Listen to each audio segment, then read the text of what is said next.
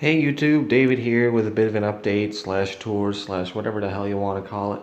And also, I'm not dead, I just haven't really been doing much videos because of everything else going on and just life stuff and all that fun stuff. Plus I wasn't really sure what to shoot any videos on, so I guess we'll start over here. You're looking at my current computer setup, which is comprised of this Dell Optiplex 7010 down here. Excuse the messy wires. I need to get shorter cables and all that. But anyways, it's a Dell Optiplex 7010 with a Core i5 3570, 16 gigs of RAM, two 240 gig Kingston SSDs, and a 1 terabyte hard drive for storage, and a crappy old GT 742 gig because that's all I had around.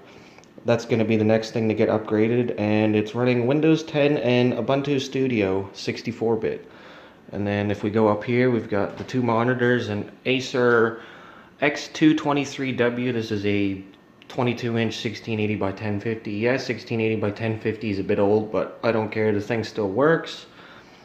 And then this AOC 16-inch or whatever, I don't really know. It's a 1600 by 900 monitor. And then over here we've got my Behringer Xenix 1002. This is the model without the effects, so if you want to use any effects you have to use the external effects processor.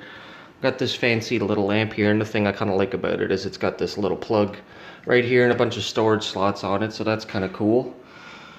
And then if we go over this way a little bit, this is an RCA Senium 32-inch television. This is usually what's hooked up to my Dell Optiplex 780 down here. It's a Core 2 Quad, 8 gig.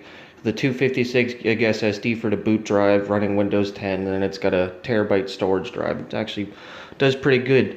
That most often is running my Apache web server with PHP for a request system. It's got an IceCast server on there. I'll often run a Arc server so me and my other half can play, or like maybe a Minecraft server and all that kind of fun stuff, and then I can just use it for watching YouTube on the big screen if I want.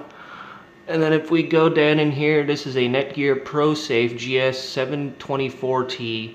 It's a 24 port gigabit smart managed Ethernet switch. It's got auto uplink, so it doesn't matter what port you plug in the cable that feeds to your router, it's going to know that. And the reason I bought this is because I wanted to add more devices to the network, and I figured that this little TP-Link Archer C1200 or whatever wouldn't have quite enough ports, so that just handles all the Wi-Fi and stuff now, and then this is in charge of all the networking, and it makes a big difference when you have a good switch like that.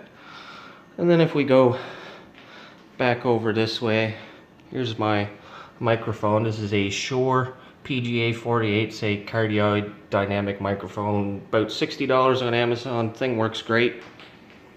Just standard old keyboard and mouse and all that fun kind of stuff, nothing too fancy. Little stand here.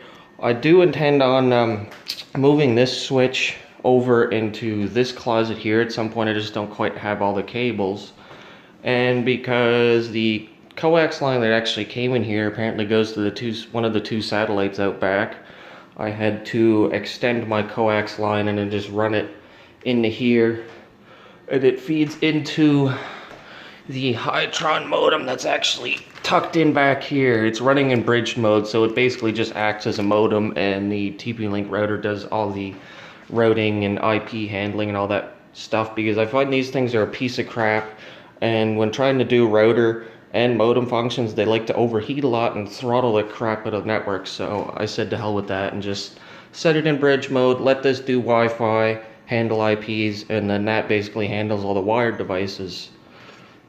And then if we go over this way, here's my other half's computer. This is a Core i5 custom build with a 4690K GTX 1052 gig. It's got like 12 gigs of RAM.